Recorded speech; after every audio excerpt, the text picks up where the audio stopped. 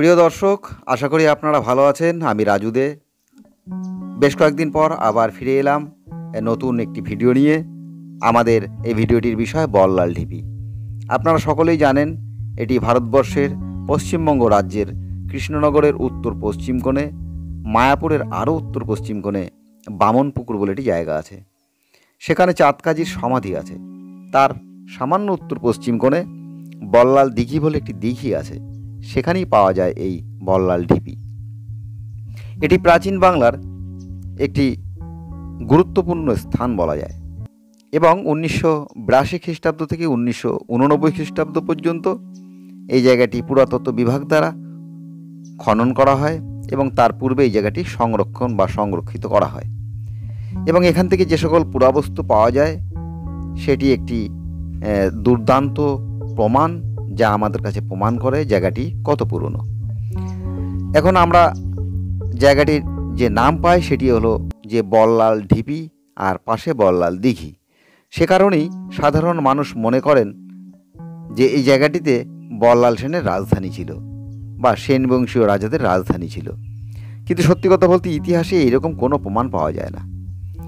যে কারণেই আমরা বলতে চাই যে বল্লাল ঢিপিটি সম্পর্কে ঐতিহাসিকভাবে যে প্রমাণগুলি পাওয়া গিয়েছে সেখানকার খনন করা পুরাবস্তুগুলো দিয়ে, টেরাকোটা মূর্তি, স্ট্যাকো, বিভিন্ন তামার বাসনপত্র, এগুলি কিন্তু আমাদের কাছে একটি যথেষ্ট প্রমাণ এবং সেই প্রমাণগুলি প্রমাণ করে যে নবম দশম শতকে এই জায়গাটির অস্তিত্ব ছিল এবং সেই স্থাপত্যটি সেই সময়কালই তৈরি হয়েছিল। তাহলে পরে সেই স্থাপত্যটি কারা তৈরি করিয়েছিলেন এবং এই নির্মাণকারী কে? আপনারা জানেন যে একটি মন্দির বা স্থাপত্য নির্মাণ করবার আগে, ধরুন আপনি একটা বাড়ি তৈরি করলেন, তার আগে কিন্তু একটা প্ল্যান তৈরি করতে হয়। মানে কেমন হবে ঘরটি আপনার, কোথায় হবে বাথরুমটি আপনার, এরকমভাবে যে কৌশল রয়েছে সেই কৌশলেই কিন্তু একটি নির্মাণ করা হয়। তাহলে তখনকার আমলেও কিন্তু এরকম কৌশল অবলম্বন করেই এই নির্মাণগুলো করা হতো এবং তাকে বলা হয় ধরন। এই ধরনের মধ্যে যেমন ধরুন আমাদের যেই বল্লাল ঢিপিটি রয়েছে এর সঙ্গে খানিকটা ধরনে মেলে পাহাড়পুর মহাবিহার বা যাকে বলা হয় সোমপুর মহাবিহার।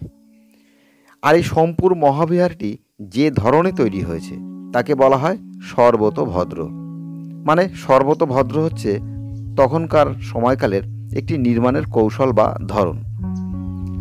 এবং দেখা যাচ্ছে যে এই যে বল্লাল ঢিপি সেটিও কিন্তু এই সর্বতভদ্রের যে কৌশল রীতি তার সঙ্গে খানিকটা মেলে। এখন আমি যে কথাগুলি বলছি হয়তো অনেকে এই বিষয়টি নিয়ে তর্ক বা বিতর্ক করতে পারে এবং সেটি আমাদের কাছে কাঙ্ক্ষিত এবং আমরা চাই যে কোনো একটি বিষয় নিয়ে তর্ক বিতর্ক হোক এবং সত্য প্রকাশ হোক।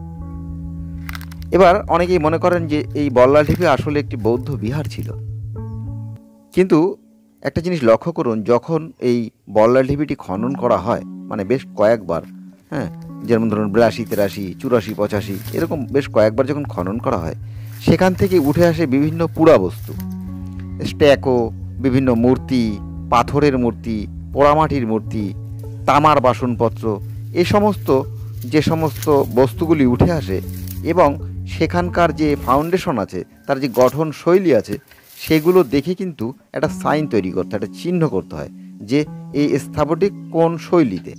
সেখানে কিন্তু কোনো বৌদ্ধ শৈলী পাওয়া যায়নি। মানে সেই যে রিপোর্ট প্রকাশ হয়েছে আর্কিওলজিক্যাল ডিপার্টমেন্টের, সেখানে কিন্তু কোনো বৌদ্ধ স্থাপনা বলে উল্লেখ করা হয়নি এবং আমরাও সেটা কিন্তু পাইনি যখন দেখতে গিয়েছি বা এই বিষয়ে চর্চা করি। তাহলে পরে সেটি কারা নির্মাণ করিয়েছিল? এখন আরও একটু ওপরে আপনাদেরকে উঠে আসতে হবে। তা হলো এই যে নির্মাণ কৌশল, সেটি দেখা যায় যে পঞ্চরথ আকৃতির। এটি পুরাকালের একটি বিশেষ আকৃতি। আপনারা পুরীতে গেলে পরে এরকম অনেক মন্দির দেখতে পাবেন। সেক্ষেত্রে এর এই গঠন শৈলীটা দেখে আমার মনে হয় যে এটি আদৌ কোনো বৌদ্ধ স্তূপ ছিল না, এটি একটি মন্দির এবং এই মন্দিরটি কারা তৈরি করিয়েছিলেন এবং তার শাসক কারা ছিলেন এটি আলাদা বিষয়। আমরা তার যথেষ্ট প্রমাণ পাইনি।